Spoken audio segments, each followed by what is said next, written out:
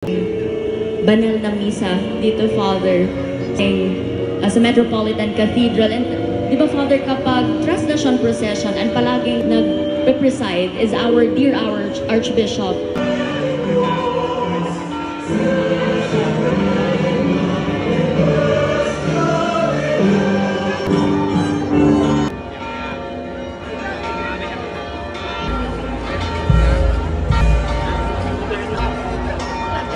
So, inaabangan ko personally ito na kasi noon ang ating Translasyon Procession updates doon sa mga hindi nakabisita sa atin dito, Father, sa ating ina dito sa Bicol at Naga City. And as of right now, ladies and gentlemen, we have 230 start of our devotion to Divino Rosary, Tyler, Andre, and Kale. Yan. Passing on the devotion to the young ones na ipasa kayo. But anyway, Father, about the history. Devotee, kuya, dito ka lang sa likod ko. So if you're going to ask me, siguro ayoko nang mag-ulitin yung nila sa sobrang desire nila na mahawakan, nakakasama sila hindi lang sa ibang ng ating mahal na ina.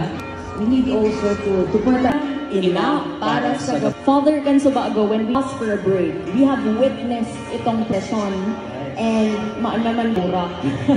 Pero apart from things that we observe, si mga deboto, si mga burak na nagkakauro, kita man si mga padi na nakaanabay duman sa andas. And you know, Father, na naging part ka na kaini na kumbaga tasked to be one of those priests na riyaon andas. Gusto may Father maaram, how does it feel?